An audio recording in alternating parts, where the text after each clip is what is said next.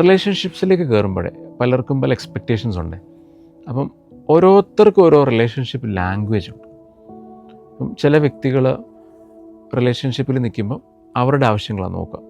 എന്ന് വെച്ചാൽ അവർക്കെപ്പോഴും ഒരു ഇമോഷണൽ ക്ലോസ്നെസ് വേണം, അവരെ ടേക്ക് കെയർ ചെയ്യണം. അപ്പം അതനുസരിച്ച് അവരവരുടെ പാർട്ട്ണറിൻ്റെ പുറകെ ഫോളോ ചെയ്തുകൊണ്ടിരിക്കും. Please take care of me, please consider me, I M important, don't leave me. എന്നാൽ ചിലർ അതിനെ നേരെ തിരിച്ചാൽ നമ്മളതിനെ അവോയ്ഡൻറ്റ് പേഴ്സണാലിറ്റീസ് എന്നൊക്കെ പറയും. എന്ന് വെച്ചാൽ ഞാൻ നിങ്ങളുടെ ഒപ്പം ഒരു റിലേഷൻഷിപ്പിൽ നിൽക്കാം, പക്ഷേ എനിക്ക് എൻ്റെ ഒരു സ്പേസ് ഉണ്ട്. ആ സ്പേസിലേക്ക് നിങ്ങൾ കയറി വരാൻ ഞാൻ സമ്മതിക്കില്ല. നിങ്ങൾ ഒത്തിരി ദൂരെ പോകുവാനും ഞാൻ സമ്മതിക്കത്തില്ല.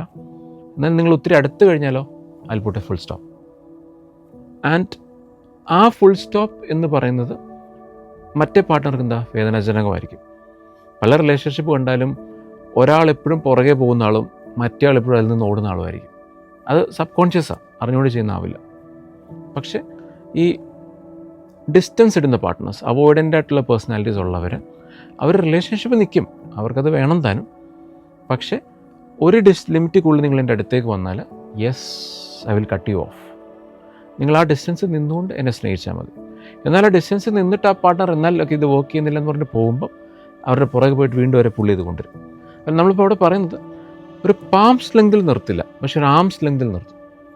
എന്ന് വെച്ചാൽ ഒരു കൈ എത്തും ദൂരത്ത് നിങ്ങൾ നിന്നു, പക്ഷെ അതിനടുത്തേക്ക് ഡിസ്റ്റൻസിലേക്ക് നിങ്ങളെ കൊണ്ടുവരില്ല.